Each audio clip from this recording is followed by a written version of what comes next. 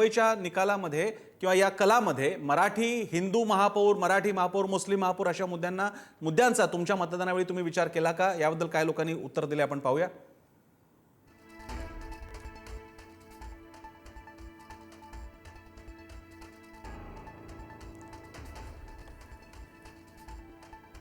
अठ्ठावन्न टक्के लोकांनी होय याचा विचार केला तर 42% लोकांनी केला नाही. त्यामुळे मराठीचा मुद्दा, हिंदू महापौर, मराठी महापौर हा मुद्दा चालला. पुन्हा एकदा मृणाल मॅडम तुमच्यापासून सुरुवात करूयात. या मुद्द्याकडे एकूणच वातावरण कसं होतं आणि लोकांनी लक्ष दिलं तरी पुन्हा एकदा नंबर्समध्ये कन्वर्ट होताना तसं दिसलं नाही. लोकसभा आणि विधानसभेत अल्पसंख्याक मुस्लिम मतं उद्धव बाळासाहेब ठाकरे यांच्याकडे गेली. ती तशी जाऊ नयेत यासाठी भारतीय जनता पक्षाने ते मुस्लिम महापौर करतील असं एक नरेटिव्ह वेगवेगळ्या माध्यमातून सुरू केलं. ते मुंबईत चर्चेला आलं कारण मुंबई ही धर्माच्या आधारावर एकेकाळी विभाजित झाली होती. अर्थातच बॉम्बस्फोटांच्या वेळेला बाबरी पडली तेव्हा आणि त्यावेळेला उद्धव ठाकरे यांचे वडील बाळासाहेब ठाकरे हे हिंदूंच्या रक्षणासाठी मोठ्या प्रमाणात पुढे आले होते. त्यामुळे हा मुद्दा चालला. तेच आपल्या पोलमध्ये दिसतंय. अनेकांनी या विषयावर मनातल्या मनात विचार केला. मी माइंडकर सरांकडे जाते. माइंडकर सर, हे मुद्दे कितीसे परिणाम करू शकतात? म्हणजे आता 58% लोक जेव्हा म्हणतायत की हो आम्ही याचा विचार केला, मतदानावर याचा कसा परिणाम होऊ शकतो? मुंबई जगातली एक न्यूयॉर्क, लंडन याच्यानंतरची अतिशय महत्त्वाचं शहर आणि आपल्यासारख्यांना चर्चेत इन्फ्रास्ट्रक्चर, रोड वगैरे मुद्द्यांवर चर्चा व्हावी अशी आपली अपेक्षा असते. पण रिॲलिटी ही आहे, भलेही भाजपचे प्रवक्ते आत्ता बोलताना बोलले की त्यांना विकास पाहिजे. विकासाचा मुद्दा बोलणाऱ्या पक्षाच्या मुख्यमंत्र्यांनी हा पुढचा महापौर जर ठाकरे निवडून आले तर मुस्लिम असू शकतो इथपर्यंत इथपर्यंत आपलं विधान करत एक पूर्णपणे जातीयवादी डिव्हिजिव्ह पॉलिटिक्सचा आपला परिचय दिला. खरं तर ज्याची सुरुवात देवेंद्र फडणवीसांच्या विधानाने झाली आणि ते सुद्धा त्यानंतर जेव्हा जोहरान ममदानी यासारखा एक इंडो अमेरिकन व्यक्ती न्यूयॉर्कची मेयर बनलेली आहे. म्हणजे आपण कुठे चाललेलो आहोत, कुठल्या लेव्हलला चाललेलो आहोत. वेल, त्याच्यानंतर त्याला काउंटर करण्याकरता मराठीचा मुद्दा. आता मला हे मान्य आहे की मराठीचा मुद्दा की 1960 पासून आणि प्रत्येक वेळेला मी स्वतः 92 पासून पण म्हणजे सर तुम्ही म्हणताय की हा मराठीला काउंटर करण्यासाठी आणलेला मुद्दा. मला म्हात्रे सरांचं यावर मत घ्यायचंय. म्हात्रे सर, आपण सगळेजण पाहतो की निवडणुकीमध्ये विशेषतः मुंबई महानगर, ज्या महानगराच्या समस्या प्रचंड आहेत, त्या महानगरामध्ये लोकांच्या जगण्याशी संबंधित, लोकांच्या दैनंदिन जीवनाशी संबंधित प्रश्न चर्चेत असण्याऐवजी हे महापौर मराठी होणार की महापौर हिंदू होणार या विषयावर चर्चा होतात. हे सगळ्यात मोठं दुर्दैव आहे. आपण जर पाहिलं की महापौराचं या सगळ्या प्रशासकीय व्यवस्थेतलं स्थान हे फार छोटं आहे. ते तसं बघितलं तर शोभेचं पद आहे.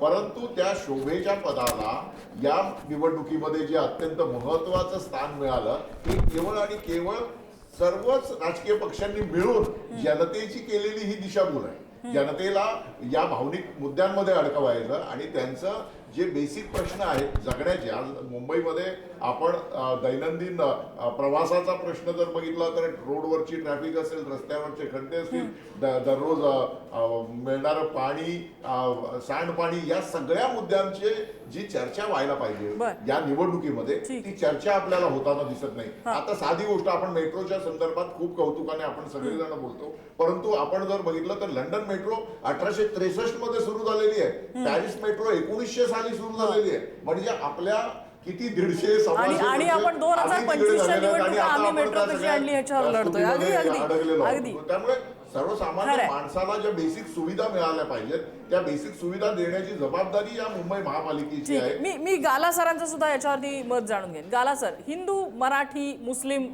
हे सगळे मुद्दे. महेश सर बोलले ते बरोबर आहे की खरोखर दुर्दैवी आहे की आपली जी ही लोकल इलेक्शन आहे जे लोकल मुद्द्यावर व्हायला पाहिजे. म्हणजे डेव्हलपमेंट आहे, पाणीचा प्रॉब्लेम आहे, खड्डेचे प्रॉब्लेम आहे, ते न होता आपलं अख्खं निवडणुकीमध्ये हाच एक मेन मुद्दा ठरला आहे. आणि मी पहिलं जे आपण बोललो की मराठी अस्मिताचा जे मुद्दा होता ते खरोखर ग्राउंडला होतं आणि त्यामुळेच BJPनी ती स्ट्रॅटेजी त्याची बदलली. त्यांनी बघा त्यांचे स्टार प्रचारक होते प्रधानमंत्री मोदीजी, शाह, योगीजी त्यांना मुंबईत अजिबात आणलं नाही आहे. आणि थोडंफार डॅमेज जे अण्णामलाईंनी केलं होतं ना ते पण त्यांनी डॅमेजमध्ये कंट्रोल केलं. आणि हे स्ट्रॅटेजी त्यांनी बरोबर ओळखलेली की आपल्याला हा इश्यू खूप इमोशनल आहे आणि याच्यावर वोटिंग होणार आणि आपलं वोटिंग पर्सेंटेज जे आलं आहे 58%च्या मनात ते होतं. मराठी अस्मिताचा मुद्दा असू द्या का मराठी महापौर असू दे, तर देवेंद्र फडणवीसजी पहिलं मराठी हिंदू होणार, हिंदू मराठी होणार असं बोललेले आणि शेवटच्या 10 दिवसात ते उघड बोलायला लागले की मराठीच महापौर होणार. आणि त्यांनी स्ट्रॅटेजी पण अशी ठरवली ना की ठीक आहे. एकनाथ शिंदेजी 90 सीट लढताय आणि मॅक्झिमम मराठी कॅन्डिडेट्स दिले आहेत आणि महायुतीचे 175 कॅन्डिडेट्स महाराष्ट्रीयन आहेत. ज्यावेळी मराठी समोर मराठी कॅन्डिडेट असेल तर तो मुद्दा असतो तो थोडा डायल्यूट होतो. परप्रांतीय उमेदवार समोर जर मराठी असेल तर कुठल्याही पक्षाचा असेल तर मला मतदान करताना वाटतं की चला आपल्या माणसाला देऊया की भूमिपुत्राला देऊया. पण ज्यावेळी मराठीच्या समोर मराठी उमेदवार असेल तर त्याची तीव्रता त्या मुद्द्याची ते लोकांनी स्ट्रॅटेजीली कमी केलेली आहे. आणि ते आपल्याला रिझल्ट वरनं ते दिसत आहे की त्यांची ती स्ट्रॅटेजी बरोबर झाली. उद्या आहेच घोडा मैदान, अगदी दूर कशाला, उद्या निकाल आहेच, त्यामुळे आपल्याला ही आकडेवारी समोर येणारच आहे. 175 उमेदवार मराठी ठीक आहे, आहेत ठीक आणि आहे. आपण पुढचे प्रश्न बघूया. आपले बरेच प्रश्न आहेत. पुढचे 3 प्रश्न आपण बघूया. कुठले प्रश्न आहेत? मुंबईकरांचा रिस्पॉन्स कसा आहे?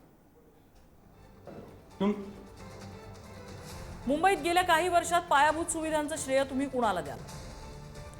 देवेंद्र फडणवीसांना श्रेय मिळालेलं आहे 53% मुंबईकरांचं, 47% मुंबईकरांनी उद्धव ठाकरे यांनाही श्रेय दिलेलं आहे. चौथा प्रश्न, उद्धव आणि राज यांच्या युतीने तुमच्या मतदानाच्या निर्णयावर प्रभाव टाकला का? 63% लोक म्हणतायत होय, 37% लोक म्हणतायत नाही. हा सुद्धा आकडा मोठा आहे. पुढचा प्रश्न, अदानींकडे मुंबईतल्या अनेक उद्योग जात आहेत, या ठाकरेंच्या आरोपांवर मुख्यमंत्र्यांचं स्पष्टीकरण तुम्हाला पटलं का?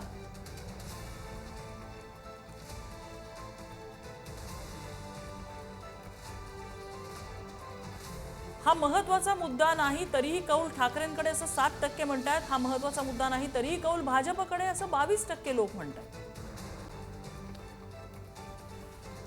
नम्रता, यामध्ये फक्त अदानीवाला जो प्रश्न होता त्याच्यामध्ये एकूण चार पर्याय होते. त्याच्यामुळे ते आपण ग्राफिक्समध्ये बाजूला चालवत राहूयात, अन्यथा फक्त 2च मुद्द्यांवर होईल. कारण म्हणजे मुद्दा महत्वाचा, मात्र मतदान आम्ही नाही त्या मुद्द्याने नाही केलं. मुद्दा महत्वाचा, आम्ही त्यासाठी असे सगळे 4 ऑप्शन्स आहेत ते आपण सांगूयात की ते परत चालवायला. चौथा मुद्दा अदानीवाला, तोपर्यंत आपण बाकीच्या 3 मुद्द्यांवरती जाऊया. बरं, मी केशव उपाध्यायांकडे जाते. केशव उपाध्याय,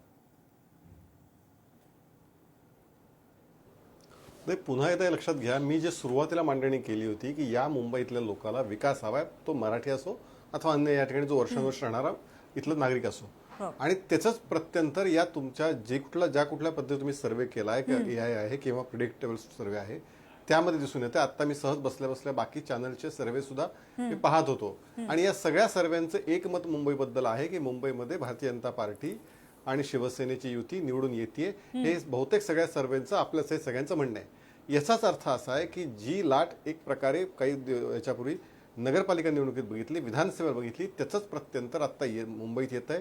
आणि तुम्ही खोटं नॅरेटिव्ह, म्हणजे आज दिवसभर अनेकांनी त्यात, मला दुर्दैवाने काही माध्यमातली मंडळी त्यात सहभागी होती, खोटं नॅरेटिव्ह पसरवण्याचा प्रयत्न दिवसभर त्याच्यामध्ये करण्याचा प्रयत्न करण्यात आला. हे खरोखर दुर्दैवी आहे. खोटं नॅरेटिव्ह तुम्हाला चालवता येत नाही, तुम्हाला मुद्द्यावरती बोलता येत नाही. मला सांगा, उद्धव ठाकरेंच्या भाषणामध्ये कोणते मुद्दे असायचे? मुंबईचं म्हणजे परवाचं त्यांचं शेवटचं रविवारचं भाषण आपण काढून बघू, त्याच्यामध्ये सुद्धा त्यात त्यांनी कुठले मुद्दे प्रामुख्याने मांडले? हो, मुंबईच्या विकासाची व्हिजन ही कुणी या सगळ्या अख्ख्याच्यात मांडली गेली का? पण त्याच्या उलट मुंबईचे समोर दिसणारे बदल, सुखावह बदल, हे या ठिकाणी मुंबईतला मुंबईकर जो आहे तो पाहत होता. मग तो मेट्रोच्या रूपाने असेल, कोस्टल रोडच्या रूपाने असेल, बाकी सगळ्या गोष्टीच्या रूपाने असेल, आणि त्याला ते भावतंय, त्याला तो मतदान करतोय. आणि त्यामुळे केवळ इमोशनल मराठी बंधू एकत्र आले अशा कुठल्या तरी भावनिक ह्याच्यामध्ये मराठी माणूस अडकला नाही. मराठी माणसाचं भलं करू पाहणाऱ्याच्या पाठीशी तो उभा राहताना दिसतोय, ते आपल्याला उद्या दिसेल. मराठी माणूस अडकला नाही असं म्हणता येणार नाही, कारण यामध्ये एक प्रश्न आम्ही विचारला होता की राज आणि उद्धव ठाकरे एकत्र आल्याचा परिणाम काही दिसतोय का? तर त्याच्यामध्ये 63, मला वाटतं जवळपास 63 की 67% लोक हो या मुद्द्याचा आम्ही विचार केलेला आहे असं म्हणतात. योगेश चिले, की या गोष्टीचा विचार केलेला आहे, कारण तसा विचार केला नसता तर यांच्या अमित साटम यांनी जे स्टेटमेंट केलं होतं की मुंबईचा महापौर खान होईल, आतापर्यंत आपण बोलत होतो ना पायाभूत सुविधांवरती निवडणूक का लढवली गेली नाही, तर त्याची सुरुवातच मुळात भारतीय जनता पक्षाने भावनिक विचारावर वरती आणली होती. आता खान होणार नाही, खान महापौर होईल असं बोलता बोलता त्यांना मग हिंदू महापौर होईल असं स्टेटमेंट करावं लागलं आणि त्याच्यानंतर मग मराठीवरती यावं लागलं की मुंबईचा महापौर मराठीच असेल. याचा सरळ सरळ अर्थ आहे की भारतीय जनता पक्षाला जे कळलं ते अजून माध्यमांना कदाचित कळलेलं नाही आहे. त्यांना कळलं की मराठीचा मुद्दा इथे जोरदार चालत आहे, म्हणून आपल्याला सांगणं गरजेचं आहे की मराठीच महापौर मुंबईचा असेल. आणि ह्या गोष्टी तुमच्या जो काय AI आहे तुमचा हा मार्क करत नाही हो.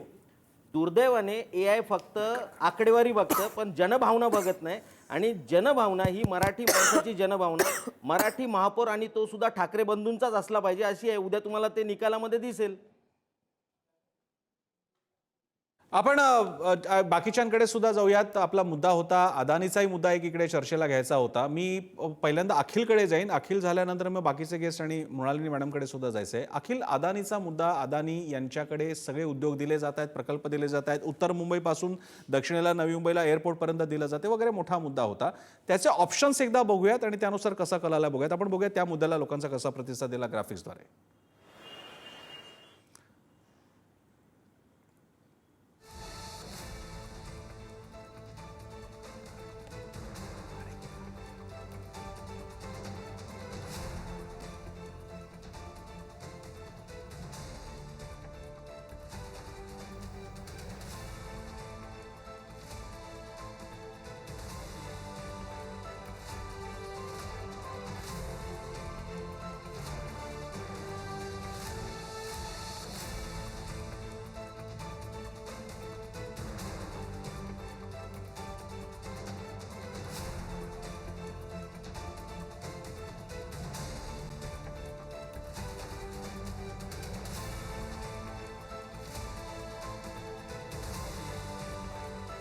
तीन प्रश्न जे मुख्य घेतलेले होते, ज्यामध्ये अदानींचा एक मुद्दा होता, ज्यावर मुख्यमंत्र्यांनी असं स्पष्टीकरण दिलं होतं की आम्ही जर उद्योगपतींना जर वेलकम केलं नाही तर ते इतर राज्यांमध्ये जातात आणि ते इतर राज्यांमध्ये गेले तरी सुद्धा आमच्या नावाने ओरड होते.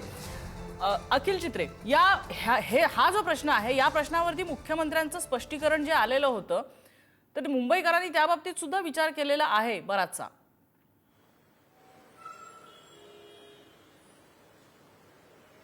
बरं, मी बराच काळ आता काय बोललेलो नाहीये. मला जरा सगळ्यात आधी फक्त इतकंच सांगायचं आहे, केशव उपाध्याय जे माझे मित्र काही गोष्टी बोलल्या होत्या ब्रेकला जायच्या आधी, मला फक्त इतकं सांगायचं आहे की आता निवडणूक झालेली आहे, मतपेटीत मुंबईकरांनी त्यांचं मत टाकलेलं आहे. पण मी अभिमानाने एक गोष्ट सांगेन की विकासाच्या मुद्द्यावरती निवडणूक झाली नाही हे सांगणं अत्यंत चुकीचं ठरेल. कारण सगळ्यात आधी वरळी डोमला निवडणूक जाहीर होत झाल्या जर कोणी विकासाचं प्रेझेंटेशन दिलं होतं तर ते सन्माननीय आदित्य ठाकरे साहेबांनी दिलं होतं. जर कोणी त्याचं डॉक्युमेंटेशन करून की मुंबईत काय काय गेल्या 25 वर्षात केलेलं आहे, मग ते इन्फ्रास्ट्रक्चर असेल, ते कोस्टल रोडचं श्रेय आता ते घ्यायचा प्रयत्न करते, ते जाऊ द्या, त्या वादात मी आता पडणार नाही. निवडणूक झालेली आहे पण कोस्टल रोड कोणी केलेलं आहे याचे सगळे पुरावे आमच्याकडे, ते डॉक्युमेंटेशन आम्ही दिले. मग ते वॉटर सप्लाय असेल, ट्रान्सपोर्टेशन असेल, मॅनग्रोव्ह देशात झालेलं पहिलं मॅनग्रोव्ह पार्क असेल किंवा Malabar hill tree top walkway असेल, ते पण देशात सर्वात प्रथम झालेलं असेल. हे सगळं विकासांचे मॉडेलच होते. हॉस्पिटलमध्ये 1,04,40,000 पेशंट जे वार्षिक तिकडे ट्रीटमेंट घ्यायला जातात, मुंबई महानगरपालिकेचे हॉस्पिटल, हे सगळं विकासाचे मॉडेल आम्ही जनतेसमोर मांडलेले. परंतु आमच्यावर जेव्हा हल्ले होत होते ना, मुसलमान खान महापौर होणार वगैरे, तेव्हा त्याला प्रतिउत्तर देणं गरजेचं असतं. तेव्हा आम्ही फक्त विकासाचं बोलू शकत नाही, तर ते प्रतिउत्तर त्यानं दिलेलं आहे. तर ह्याचा अर्थ आपण असं गृहीत धरू नये की आम्ही विकासावर बोललोच नाही. हे जर कोणावर आरोप लागत असतील तर ते फक्त आणि फक्त भारतीय जनता पक्षावर. कारण जेव्हा जेव्हा निवडणूक येते तेव्हा हिंदू मुस्लिम जात धर्म, पाकिस्तान हिंदुस्तान, आणि जेव्हा त्यांच्या पायाखालची वाळू सरकते ना आणि ते भितरलेले असतात, हादरलेले असतात, तेव्हा हे अशा प्रकारच्या निवडणुकीला सामोरं जातात. आणि त्याचं उत्तर उद्या मुंबई महानगरपालिकेच्या जेव्हा निवडणुकीचे निकाल येतील तेव्हा तुम्हाला स्पष्ट दिसेल. विचारूया आपण त्यांना. क्विक कमेंट केशव उपाध्यांची घ्यायची, मग मी डॉक्टर वाघमारेंकडे जाणार आहे. केशव उपाध्याय, थोडक्यात प्रश्न आहे धारावीपासनं ते कोळीवाड्यांपासनं सगळीकडे हा प्रश्न प्रलंबित आहे. ठीक आहे केशव उपाध्याय, थोडक्यात. मी शेवटचा मुद्दा देतो. काल मी धारावीमध्ये होतो उमेदवाराच्या समर्पणासाठी. ज्या पद्धतीचा प्रसाद धारावीमध्ये भारतीय जनता पार्टीच्या उमेदवारांना मिळतोय, प्रचंड प्रतिसाद मिळतोय, अत्यंत पारंपरिक पद्धतीने जल्लोषात काल मी स्वतः अनुभवलं ते. त्यामुळे हे जे मुद्दे भावनिक मुद्दे, केवळ भावनिक मुद्दे आणून आणि खोटं बोलून एक वातावरण निर्मिती करण्याचा प्रयत्न जो जाणीवपूर्वक गेले 2-3 महिने करण्याचा प्रयत्न करण्यात आला, त्याला मुंबईकरांनी साथ दिली नाही. मुंबईकर जाणू नयेत की केवळ भाषणं कोण करतं, भावनिक साथ कोण घालतं आणि काम कोण करतं. काम करतात ते देवाभाऊ आणि देवेंद्र काम फडणवीस विकास कोण करतात करतं ते देवाभाऊ, आणि म्हणून महायुती आणि भाषणं कोण करतं ते ठाकरे बंधू. त्यामुळे वस्तुस्थिती ही आहे की उद्याच्याला म्हणजे अखिल खूप थोडा एक्साइट झालाय, पण माझं त्याला सांगणं आहे की आता काही तुम्ही बोलून शेवटी उद्या संध्याकाळी निकाल येईल, आपण चर्चेत कुठेतरी असू, आणि त्यावेळी मुंबईकरांचा निकाल काय असेल ते आपल्या तेच सगळ्यांना तुम्हाला म्हणतोय मी, एक्साइट नाही झालोय. तुम्ही जरा एक्साइट झाला असता तर MLC जरा लवकर मिळालं असतं सर तुम्हाला. बर, ठीक आहे, आपण वैयक्तिक मुद्द्यांकडे जाऊया नको. डॉक्टर राजू वाघमारे, हे सगळे मुद्दे आहेत. एक आरोप तुमच्यावरती होतोय की भावनिक मुद्द्यांवरती तुम्ही सुद्धा भाजपच्या बरोबर भावनिक मुद्द्यांवरतीच ही निवडणूक लढवताय.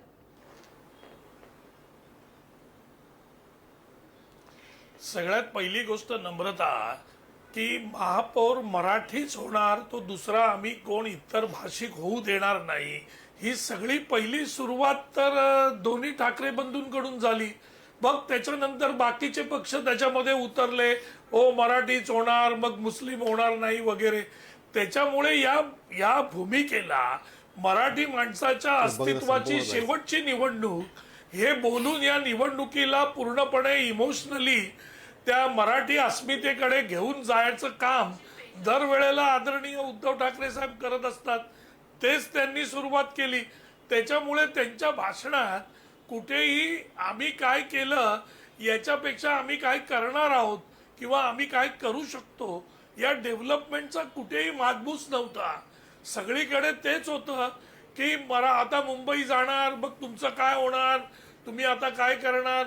म्हणजे लोकांना जो फिअर सायकोसिस आहे तो दाखवण्याचा प्रयत्न यांनी खूप केला, पण तो सुदैवाने मुंबईतल्या मराठी माणसांनी ते ओळखलं की मराठी करून आपलं पोट भरणार नाही, आपली वेळ प्रवासाची कमी होणार नाही, आपल्याला कामधंदा चांगला मिळणार नाही.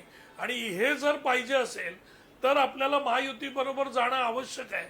कारण गेल्या 3.5 वर्षाचा इतिहास जो आदरणीय एकनाथ शिंदे मुख्यमंत्री असताना आणि नंतर देवेंद्र फडणवीस जी असताना जो आम्ही समोर टाकला आणि जी मुंबई स्टँड स्टील होती ती किती वेगवान आणि इम्प्लिमेंटेशन करून पूर्ण केली, हे ज्यावेळी आम्ही दाखवायचा प्रयत्न प्रत्येक वेळी केला.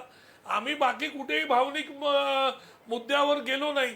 आम्ही एवढंच केलं की आम्ही काम केलंय, याच्या पुढचंही काम आम्ही करतोय, आम्हाला काम करायला द्या आणि या मुंबईचे जे स्तर आहे तो आपल्याला उंचवायला द्या.